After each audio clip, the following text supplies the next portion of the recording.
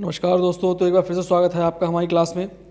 और दोस्तों, जैसे कि आप लोग जानते हैं कि हम लोग टीईटी मैथ की तैयारी कर रहे हैं, जिसका पहला वीडियो मैं पोस्ट कर चुका हूं अपने यूट्यूब चैनल पर। आप चाहें तो वहां से देख सकते हैं जहां पर मैंने जो हमारी संख्या पद्धति है, नंबर सिस्टम, इससे हमने इस टीईटी मैथ की शुरुआत की है। और उस पहले वाले वीडियो में हमने परिमेय अपरिमेय संख्याएँ हैं और बहुत सारी चीज़ों के बारे में हमने उसमें आपको बताया है।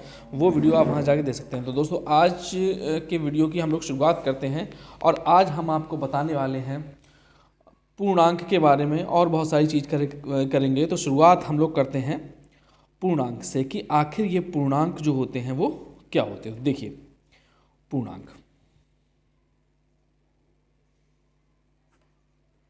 क्या होते हैं। देखिए, वो सारी संख्याएं जितनी भी होती हैं, चाहे प्लस में हो या माइनस में हो, भाई कोई भी जो हमारी, हम प्राकृतिक संख्याएं भी उनको कह सकते हैं, जैसे कि 1 है, 0 से लेकर 1 2 3 4 5 डैश डैश डैश करके अनंत तक की संख्याएं। और इधर -1 है, -2 है, -3 है, -4 है, इधर भी अनंत तक की संख्याएं। ये सारी हमारी क्या कहलाते हैं? पूर्णांक कहलाते हैं। अच्छा, अब ये पूर्णांक कितने प्रकार के होते हैं? ये पूर्णांक भी कितने प्रकार के होते हैं? वैसे तो ये 2 प्रकार के होते हैं, लेकिन यहाँ पर ये 3 प्रकार के पूर्णांक हैं। कौन कौन से? देखिए, एक तो होते हैं हमारे ऋणात्मक पूर्णांक। ऋणात्मक पूर्णांक भाई कौन से होंगे? वही जितनी संख्याएं जो माइनस में होंगी वो हमारे सारे ऋणात्मक पूर्णांक कहलाते हैं। भाई कौन से? ये वाला जो पोर्शन हो गया, -1 -2 -3 -4 डैश डैश डैश अनंत तक, ये सारे हमारे कौन से कहलाएंगे? ऋणात्मक पूर्णांक कहलाएंगे। अच्छा, ये जीरो जो है हमारा, ये इसे हम कहते हैं, ये चाहे इसे प्राकृतिक पूर्णांक कह लो या हम इसे कहते हैं उदासीन पूर्णांक। क्या कहते हैं? उदासीन पूर्णांक। ये हमारा उदासीन पूर्णांक है। ठीक है। तीसरा आता है हमारा धनात्मक पूर्णांक। जितनी भी संख्याएं प्लस में हैं वो हमारे क्या कहलाएंगे? धनात्मक पूर्णांक। धनात्मक पूर्णांक हमारे कौन से हैं भाई? 1 2 3 4, ये सारे 5 प्लस में जितने भी ये हमारे पूर्णांक हैं, ये हमारे कौन से कहलाएंगे? धनात्मक पूर्णांक या धन पूर्णांक। ठीक है। ये तो हो गई 2 तरह की पूर्णांक की बात, ऋणात्मक और धनात्मक पूर्णांक की बात। अच्छा, अब देखते हैं मैथमेटिकली कि पूर्णांक जो होते हैं वो रियल में कितने प्रकार के होते हैं। भाई संख्या तो हम पता है, भाई प्लस में भी है, माइनस में ही है। 1 से लेकर 1 अनंत तक की संख्याएं जो हमारी कौन सी हो गई? वो हो गई हमारी पूर्णांक। ठीक है। अब इनमें से भी कुछ छटे हुए पूर्णांक हैं। भाई 1 से लेकर 100 तक की तो 1 है, 2 है, 3 है, 4 है, 5 सारी संख्याएं हैं। लेकिन इनमें से भी कुछ अलग अलग टाइप के पूर्णांक होते हैं। वो क्या होते हैं? आइए देखते हैं। पूर्णांक, ये पूर्णांक जो होते हैं ये हैं हमारे 2 प्रकार के। एक तो पूर्णांक में होती हैं हमारी सम संख्याएं। भाई संख्याएं हैं सम संख्याएं, और इन्हीं पूर्णांक में दूसरी होती हैं हमारी विषम संख्याएं। विषम संख्याएं, ये हमारी क्या होती हैं? सम संख्याएं और विषम संख्याएं। इनको हम कहते हैं इवन नंबर, और ये हमारे कहलाते हैं ऑड नंबर। ठीक है।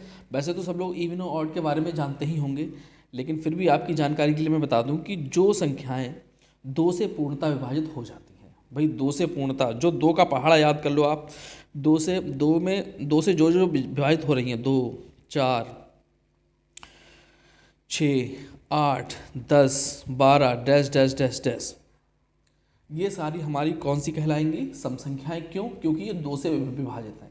सिंपल सी बात है, जो संख्याएं 2 से विभाजित हो जाएंगी वो हमारी सम संख्याएं हैं।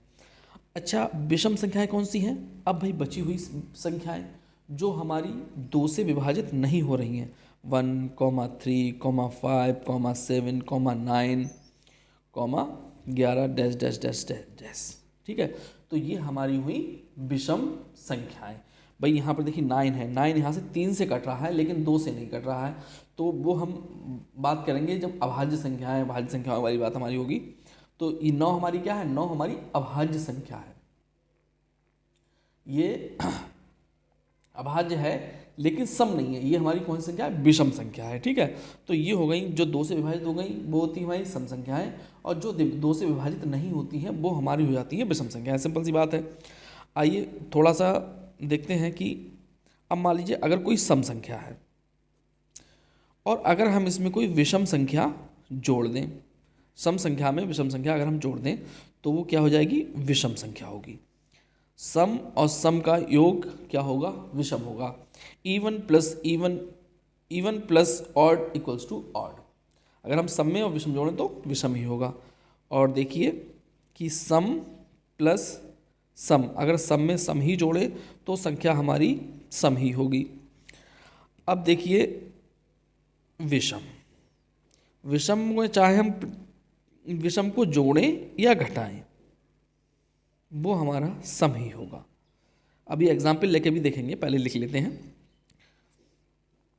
अब ये देखिए विषम इंटू विषम, अगर हम विषम और विषम संख्याओं की गुणा करते हैं तो वो हमारा विषम ही निकल के आता है। सम इंटू सम, सम इंटू सम, ये हमारा सम ही होगा।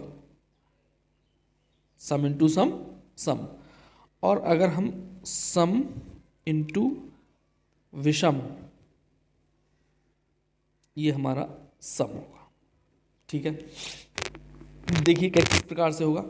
अब देखिए अगर हमारा ये क्या है, सम इंटू विषम का, कोई भी एक सम संख्या ले लो, 2 ले ली, कोई भी एक विषम संख्या ले लो, 3 ले लिया,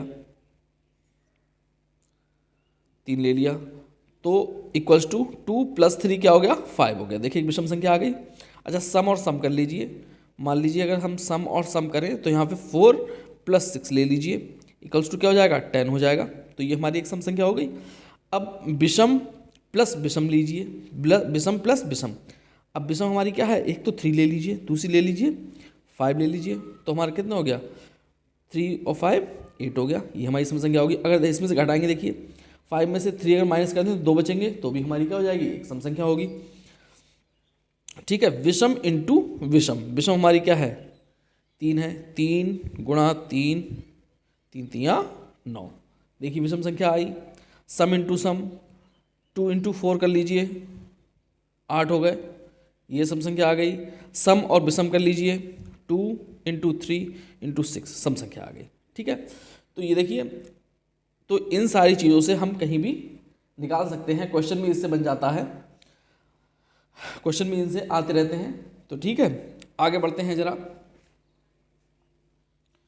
अब हम बढ़ते हैं आगे प्राकृतिक संख्याओं की तरफ।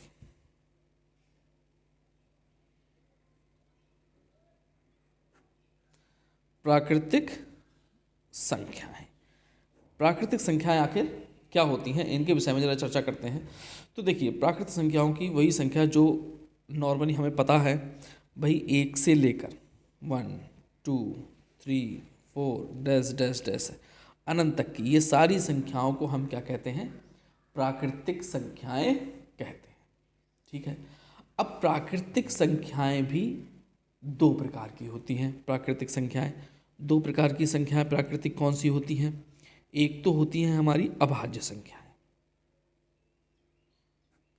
अभाज्य संख्याएं, ठीक है, और दूसरी होती हैं हमारी भाज्य संख्याएं, दूसरी होती है हमारी भाज्य संख्याएं, भाज्य संख्याएं। अच्छा भाज्य और अभाज्य क्या, देखिए भाज्य संख्याओं को इंग्लिश में हम कहते हैं, अभाज्य संख्याओं को कहते हैं हम लोग प्राइम नंबर्स, प्राइम नंबर्स। ठीक है, और अभाज्य संख्याओं को हम लोग कहते हैं कंपोजिट नंबर, कंपोजिट नंबर। ठीक है, तो देखिए अब अभाज्य संख्याओं की अगर हम आपको परिभाषा बताएं तो क्या होगी। देखिए कि 1 के अतिरिक्त वो सारे धन पूर्णांक जो 1 एवं स्वयं से विभाजित हों। परिभाषा हम लिख ही देते हैं कि 1 के अतिरिक्त वो सारे धन पूर्णांक जो एक से व स्वयं से विभाजित हो। भाई कौन से हो गए? या तो वो स्वयं से विभाजित हो या एक से विभाजित हो। जैसे कि 2 है, 3 है, 5 है, 7 है, 11 है, 13 है, 17 है, 19 है, 23 है, डैश डैश डैश ETC। देखिए ये सारी संख्याएं या तो एक से विभाजित हो रही हैं या स्वयं से विभाजित हो रही हैं। अगर हम इनसे कहें कि इन्हें एक के अतिरिक्त और स्वयं के अतिरिक्त किसी और संख्या से आप भाग कर दीजिए और वो कट जाएं, तो ये हो ही नहीं सकता। तो ये हमारी कौन सी संख्याएं कहलाएंगी? अभाज्य संख्याएं कहलाएंगी। अब आइए चलते हैं थोड़ा सा इन अभाज्य संख्याओं के बारे में एक एक पॉइंट पढ़ते हैं कि फिर इन अभाज्य संख्याओं के गुण आखिर क्या होते हैं, किस प्रकार की अभाज्य संख्याएं होती हैं। तो देखिए, सबसे छोटी अभाज्य संख्या, अगर इन सब में हम आपसे कहें सबसे छोटी अभाज्य संख्या है तो वो कौन सी है? 2। देखिए 2 है, 2 या तो स्वयं से कटेगी, 2 तो सबको काट सकती है, 2 4 6 8, तो आप ये मत समझ लें 2 सम संख्या बेशक है लेकिन ये अभाज्य संख्या, लेकिन ये भाज्य संख्या नहीं है। 2 क्या है? सबसे छोटी अभाज्य संख्या है। अच्छा, अब सम अभाज्य संख्या, सम अभाज्य संख्या, भाई देखिए ऐसी एक ही संख्या है जो सम भी है और अभाज्य भी है, और वो है हमारी 2। बाकी सभी कैसी हैं? बाकी सभी अभाज्य संख्याएं विषम हैं। जितनी भी अभाज्य संख्याएं हैं वो सारी विषम हैं, केवल एक 2 को छोड़कर। ठीक है, आगे बढ़ते हैं। सबसे छोटी विषम अभाज्य संख्या, सबसे छोटी विषम अभाज्य संख्या वो होगी हमारी 3, क्योंकि 2 सम है, वो सबसे छोटी संख्या है। इसके आगे जैसे ही बढ़ेंगे वो 3 आएगी, तो 3 हमारी कैसी है? सबसे छोटी विषम अभाज्य संख्या होगी।